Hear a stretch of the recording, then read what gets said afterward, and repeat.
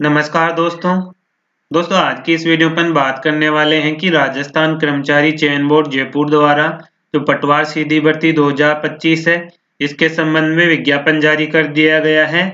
यानी कि पटवार भर्ती के कुल 2020 पदों के लिए यहाँ पे भर्ती जारी कर दी गई है, जिसमें आपको गैर अनुसूचित क्षेत्र के 1733 पद और साथ ही आपको अनुसूचित क्षेत्र के यहाँ पे 287 पदों के लिए भर्ती जारी की गई है। तो इसके लिए आपको कंप्लीट जानकारी मिलेगी। तो आप हमारे चैनल पे अगर पहली बार आए हैं तो हमारे चैनल को सब्सक्राइब कर दीजिएगा। तो दोस्तों अपन बात करते हैं कि पटवार भर्ती 2025 के यहाँ पे कुल 2020 पदों के लिए राजस्थान कर्मचारी चयन बोर्ड द्वारा विज्ञप्ति जारी की गई है, जिसमें यहाँ पे जिन भी जो स्टूडेंट हैं उन्होंने समान पात्रता परीक्षा यानी कि स्नातक स्तर सीईटी ग्रेजुएट लेवल 2024 में पास की है, उनको अभ्यर्थियों को ये पटवार सीधी भर्ती 2025 के लिए ऑनलाइन आवेदन पत्र आमंत्रित किए गए हैं। तो आपको इस भर्ती के बारे में कंप्लीट डिटेल बताऊंगा कि कब से आपके एप्लीकेशन फॉर्म स्टार्ट होने वाले हैं, आपके यहाँ पे सिलेबस क्या रहेगा, आपकी एग्जाम कब लगेगी और कौन कौन यहाँ पे स्टूडेंट पटवार सीधी भर्ती 2025 का एप्लीकेशन फॉर्म अपनी SSO ID से ऑनलाइन फिलअप कर सकते हैं। इससे पहले आपको ध्यान देना है कि जो पटवार सीधी भर्ती 2025 की ये विज्ञप्ति है, विज्ञापन है, आपको हमारे टेलीग्राम ग्रुप में मिल जाएगा, कंप्लीट डिटेल आपको मिलेगी। तो आप हमारा टेलीग्राम ग्रुप ज्वाइन कर लीजिए। अब सबसे पहले अपन बात करते हैं कि ये भर्ती कुल कितने पदों के लिए जारी की गई है। तो जो पटवार सीधी भर्ती 2025 है, कुल यहाँ पे देख रहे हैं 2020 पदों के लिए जारी की गई है, जिसमें यहाँ पे NTSP यानी कि गैर अनुसूचित क्षेत्र के यहाँ पे टोटल 1733 पद रखे गए हैं और जो TSP है अनुसूचित क्षेत्र के लिए यहाँ पे 287 पदों के लिए भर्ती जारी की गई है। इसमें देख रहे हैं कि यहाँ पे अभ्यर्थियों के लिए कुछ विशेष निर्देश दिए गए हैं, ये आप यहाँ से रीड कर लेंगे। मैं आपको यहाँ पे मोटा जो आपके यहाँ पे महत्वपूर्ण है उन्हीं के बारे में आपको डिटेल बताऊंगा। कंप्लीट डिटेल मैंने आपको ये बताई तो इसमें आपका वीडियो है काफी लंबा हो जाएगा। तो सबसे पहले अपन बात करते हैं कि आवेदन की प्रक्रिया क्या रहेगी। तो जो भी अभ्यर्थी पटवार भर्ती के लिए आवेदन करना चाहता है वो अपनी SSO ID में रिक्वायरमेंट का जो एप्लीकेशन है वहां से आप इसे आवेदन कर सकते हैं। तो आपको आवेदन करने से पहले ऐसे अभ्यर्थी जिन्होंने OTR वन टाइम रजिस्ट्रेशन नहीं किया है तो उनको सबसे पहले वन टाइम रजिस्ट्रेशन करना होगा, उसके बाद ही आप इस एप्लीकेशन फॉर्म को कंप्लीट फिलअप कर सकते हैं, आवेदन कर सकते हैं। और जिन अभ्यर्थियों ने पहले ही OTR कर रखा है उनके यहाँ पे OTR करने की जरूरत नहीं है, वो यहाँ पे सीधे ही रिक्वायरमेंट वाले पोर्टल पे जाके अपना पटवार भर्ती का आवेदन फॉर्म भर सकते हैं। और यहाँ पे देख रहे हैं कि अभ्यर्थी को सर्वप्रथम अपना CET ग्रेजुएट 2024 का ऑनलाइन आवेदन पत्र क्रमांक दर्ज करना होगा, यानी कि आप पटवार भर्ती का जो आवेदन फॉर्म भरेंगे उसमें सबसे पहले आपको CET ग्रेजुएट लेवल 2024 के जो रोल नंबर है वो फिलअप करने होंगे। जैसे आप यहाँ पे रोल नंबर फिलअप कर देंगे और वेरीफाई करेंगे तो आपकी डिटेल नीचे दिखाई देगी। अब अपन आगे बात करते हैं कि यहाँ पे आपको पंजीयन शुल्क क्या होगा। तो यहाँ पे देख रहे हैं कि आपका पंजीयन शुल्क है वो होगा एक बार होगा, यानी कि वन टाइम रजिस्ट्रेशन अगर आपने कर रखा है तो आपका यहाँ पे किसी तरह का कोई पंजीयन शुल्क नहीं लगेगा। अगर आपने यहाँ पे OTR यानी कि वन टाइम रजिस्ट्रेशन नहीं कर रखा है तो आपका जो वन टाइम रजिस्ट्रेशन फीस है यहाँ पे देख रहे हैं कैटेगरी वाइज दी गई है, जिसमें सामान्य वर्ग, क्रीमलेस श्रेणी के अन्य पिछड़ा वर्ग और अति पिछड़ा वर्ग के लिए यहाँ पे ₹600 रखे गए हैं। वन टाइम रजिस्ट्रेशन ये फीस है।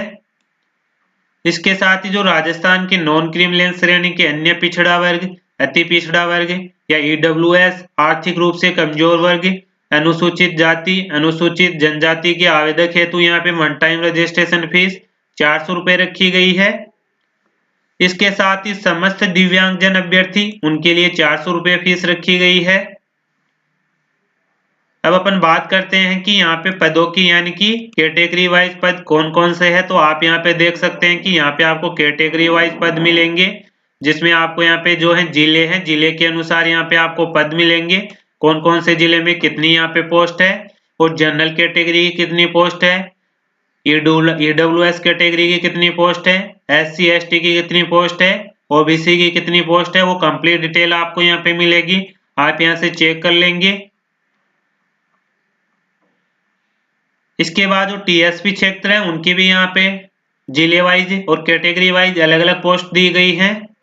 अब अपन बात कर लेते हैं कि पटवार भर्ती में वेतनमान क्या होगा, यानी कि सैलरी क्या होगी। तो राज्य सरकार द्वारा देय 7वें वेतनमान के अनुसार पटवार भर्ती हेतु जो पे मैट्रिक्स है L5 के अंतर आपको वेतन मिलेगा और परिवीक्षा काल में आपको मासिक नियत पारिश्रम राज्य सरकार के अनुसार देय होगा, यानी कि आपके प्रोबेशन पीरियड में आपको केवल फिक्स पे मिलेगा, DHR आपको नहीं मिलेगा। जैसे आपका 2 साल कंप्लीट होने के बाद, प्रोबेशन पीरियड कंप्लीट होने के बाद आपको बढ़ी हुई सैलरी मिलेगी और साथ ही आपके 8वें वेतनमान में आपकी सैलरी यहाँ पे डबल हो जाएगी। यानी कि जैसे ही राज्य सरकार द्वारा 8वें वेतनमान यहाँ पे लगा दिया जाता है तो पटवार की यहाँ पे है वो आपकी सैलरी डबल हो जाएगी। अब अपन बात करते हैं कि पटवार भर्ती परीक्षा के लिए यहाँ पे शैक्षणिक योग्यता क्या है। तो शैक्षणिक योग्यता तो सबसे पहले जो अभ्यर्थी हैं जिन्होंने CET 2024 ग्रेजुएशन लेवल परीक्षा पास कर रखी है वही यहाँ पे पटवार भर्ती का यहाँ पे एप्लीकेशन फॉर्म फिलअप कर सकते हैं। इसके साथ ही जो शैक्षणिक योग्यता होगी वो होगी आवेदक विधि द्वारा स्थापित विश्वविद्यालय स्नातक परीक्षा उत्तीर्ण या इसके समकक्ष या अन्य परीक्षा उत्तीर्ण जिसके द्वारा सरकार द्वारा मान्यता प्रदान की गई हो। यानी कि यहाँ पे कुल मिला के जो पटवार भर्ती परीक्षा के लिए वो योग्यता रखी गई है वो रखी गई है ग्रेजुएशन रखी गई है। चाहे आपने ग्रेजुएशन किसी भी स्ट्रीम में की हो, आर्ट्स में की हो, साइंस में की हो, कोई भी आपकी स्ट्रीम हो, आपके यहाँ पे ग्रेजुएशन होनी चाहिए, तभी आप यहाँ पे पटवार भर्ती परीक्षा का एप्लीकेशन फॉर्म फिलअप कर सकते हैं। इसके साथ ही देख रहे हैं यहाँ पे अलग अलग जो कंप्यूटर कोर्स है वो दिए गए हैं। आपके पास DOE ACC वाला कोर्स होना चाहिए या आपके पास COPA computer operator and programming assistant का कोर्स होना चाहिए, प्रमाण पत्र होना चाहिए, या आपके पास देख रहे हैं यहाँ पे RSCIT है तो वो भी आपके चलेगा, यानी कि Rajasthan state certificate in information technology जो RSCIT का प्रमाण पत्र होता है, अगर आपके पास वो है तो आप अपना पटवार भर्ती का एप्लीकेशन फॉर्म फिलअप कर सकते हैं।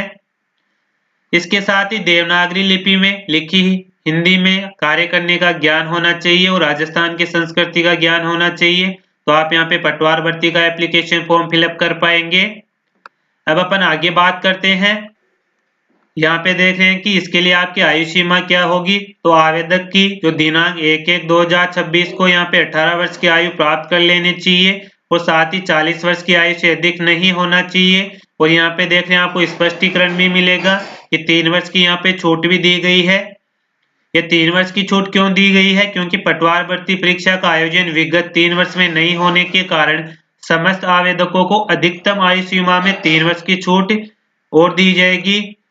जो 3 वर्ष की आपको छूट दी गई है वो आपको अधिकतम आयु वर्ष में दी जाएगी, यानी कि आपकी एज अगर 40 वर्ष हो चुकी है तो 40 + 3 आप यहाँ पे 43 वर्ष तक एप्लीकेशन फॉर्म भर सकते हैं। यानी कि ऐसे आवेदक जिनकी आयु 43 वर्ष हो चुकी है तो वो इसे भर सकते हैं।